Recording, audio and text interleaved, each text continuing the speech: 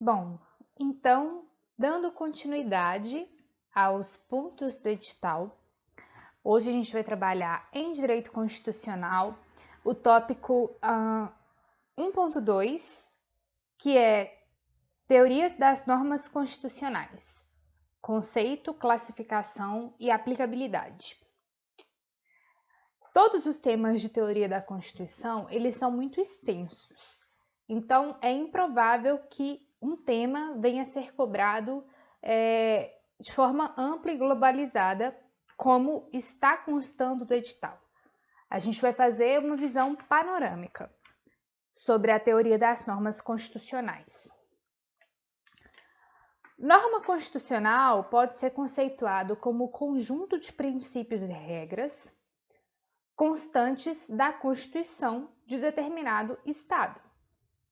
Essa Constituição, a depender das suas classificações, ela pode ter diversas características, mas, via de regra, toda Constituição que se propõe a ter um documento escrito, ou seja, uma Constituição formal, ela é composta de normas constitucionais formais e normas constitucionais materiais.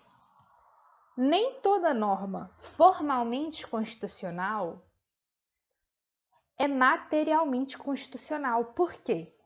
Porque os assuntos tipicamente constitucionais constantes de uma Constituição são aqueles que versam sobre a organização do Estado e dos poderes e da imposição de direitos e garantias fundamentais. Todo assunto que foge a esse tema, mas está no texto constitucional, é considerado uma norma constitucional formal, mas não material. Um exemplo disso é o artigo 242, se não me engano, que fala sobre o Colégio Pedro II. Ele consta da Constituição, é uma norma tipicamente constitucional. Mas não há como falar que ela é uma norma materialmente constitucional, porque não versa nem sobre a organização do Estado e nem sobre direitos fundamentais. É um colégio no Rio de Janeiro. Portanto, as normas constitucionais seguem essa diferenciação.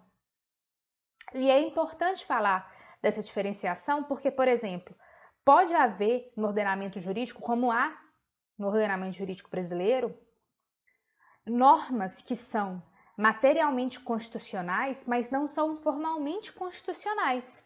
Aí é o contrário do que eu disse anteriormente. O que significa dizer que há normas estipulando direitos e garantias fundamentais, organizando o Estado, que não estão dentro da Constituição. O ECA é um exemplo disso, por exemplo. É uma norma que assegura direitos fundamentais a crianças e adolescentes e não está dentro da Constituição. Em termos materiais, ela tem a mesma força que a Constituição. Porém, em termos formais é diferente, porque uma outra lei ordinária pode alterar o ECA, mas uma lei ordinária não pode alterar a Constituição, porque a Constituição é norma suprema. Portanto, formalmente há diferenças. E uma norma dentro da Constituição que não é materialmente constitucional, ela não tem diferença para aquelas normas que são formal e materialmente constitucional. Então, a norma do Colégio Pedro II, por mais que não seja de matéria tipicamente constitucional, não pode ser alterada por uma lei infraconstitucional. Ela só pode ser alterada por emenda, tanto quanto as demais normas que são materialmente constitucionais, formalmente constitucionais e podem ser alteradas por emenda constitucional, respeitando, por óbvio, as cláusulas pétreas constantes do artigo 60, parágrafo 4º. Então, essa é uma breve introdução sobre normas constitucionais e suas diferenciações. E suas classificações, né? Podemos dizer assim. Quanto à aplicabilidade, nós vamos ter que resgatar um conceito do José Afonso da Silva, que fala sobre a aplicabilidade das normas constitucionais.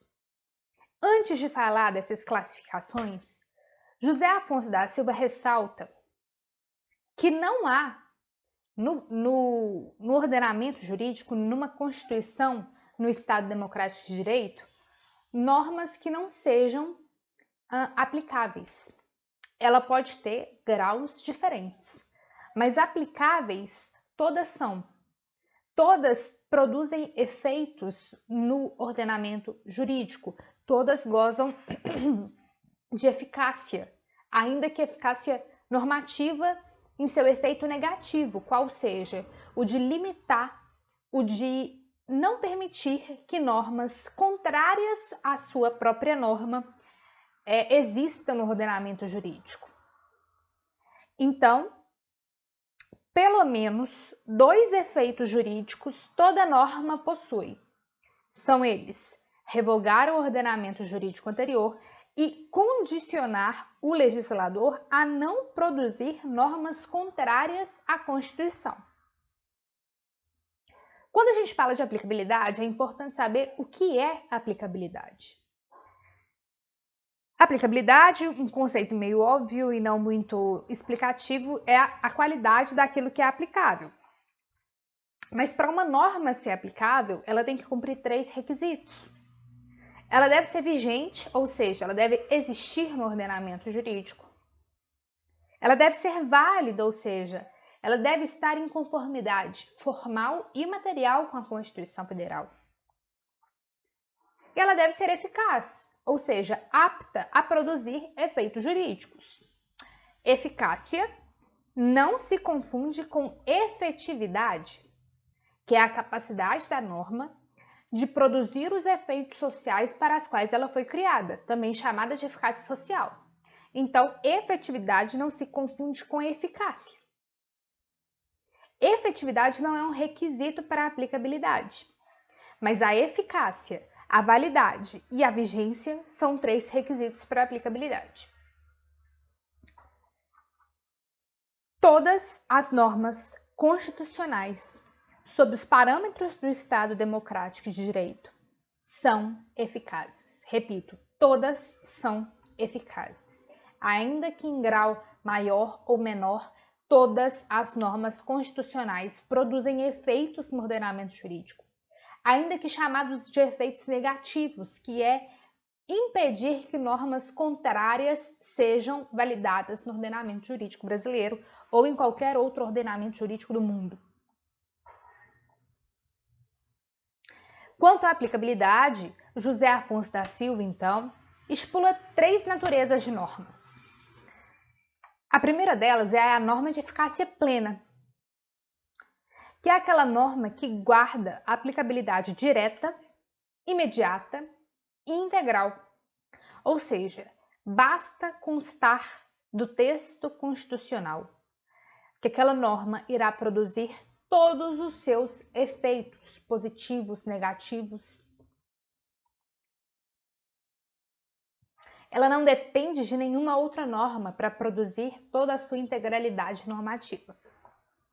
São as normas de eficácia plena, um exemplo, direitos fundamentais. Ok? Direitos fundamentais, quando eu digo, eu não estou abarcando todos do artigo 5º, porque no artigo 5º constam também normas de aplicabilidade direta, normas de eficácia direta e normas de eficácia contida e normas de eficácia limitada. Eficácia direta e eficácia contida são sinônimos, ok? Mas a grande maioria dos direitos fundamentais, isso há que se dizer, são sim de eficácia plena. Uma outra classificação proposta pelo José Afonso da Silva é a norma de eficácia direta ou contida. Ela tem aplicabilidade direta e imediata, porém, possivelmente, ela não é integral. Ela pode ser contida por outra norma. Um exemplo são as normas que tutelam a livre profissão constante do artigo 5º. Possivelmente, e de fato pode haver normas que limitam o exercício de determinada profissão. O exemplo mais marcante disso são os advogados. Qualquer um pode ser advogado? Bom, pode, desde que faça a prova da ordem e seja bacharel em direito. E quem exigiu a prova da ordem e o bacharelado em direito não foi a Constituição, foi uma outra norma. Portanto, essa norma de livre profissão foi contida. Foi contida por uma norma infraconstitucional, ok? A terceira e última classificação é a norma de eficácia limitada, que tem aplicabilidade aplicabilidade indireta e imediata. Ela depende da edição de uma norma regulamentadora que vá dar a aplicabilidade para aquela norma. Veja, ela é eficaz, a norma é eficaz. Ela só não consegue produzir efeitos positivos no ordenamento jurídico. Um exemplo disso é a norma que confere direito de greve aos servidores públicos. Artigo 37 da Constituição, não me recordo o inciso. Ela diz que os servidores públicos têm direito à greve na forma da lei, ou seja, vocês têm direito, mas a lei que vai regulamentar esse direito. Claro que hoje, 2018, o STF adotou a posição concretista no mandato de injunção e aplicou para analogia a lei de greve de servidores civis, de empregados, né? De empregados civis que não servidores públicos, e hoje os servidores públicos podem fazer greve por analogia a uma lei já existente. Mas essa é uma discussão para um outro momento. O fato é que a lei que prevê o direito de greve aos servidores públicos é uma norma de eficácia limitada, e para ela existir, ela precisa da edição de uma lei. Mas ela existe no ordenamento jurídico. Não pode haver no ordenamento, por exemplo, uma norma que proíba o direito de greve dos servidores públicos. Porque o 37 fala que eles têm direito, ainda que a lei regulamente em momento posterior. Portanto, essas são as 3 classificações propostas pelo José Afonso da Silva, e uma última observação é que as normas de eficácia limitada, essas últimas que eu expliquei, elas se subdividem, segundo José Afonso, em 2 princípios, que é o princípio institutivo, que traça normas que dão esquemas gerais de estruturação do Estado, e princípio programático, que traçam normas com metas a serem alcançadas. Veja que essas normas programáticas, elas são vinculantes, elas não são meras diretrizes que ficam ao bel prazer do legislador, não, elas são vinculantes. Mas elas são diretrizes, metas a serem alcançadas ao longo do progresso social, econômico, político da própria sociedade. Então, no tema teoria das normas constitucionais, conceito, classificação e aplicabilidade, estes são os pontos principais a serem tratados.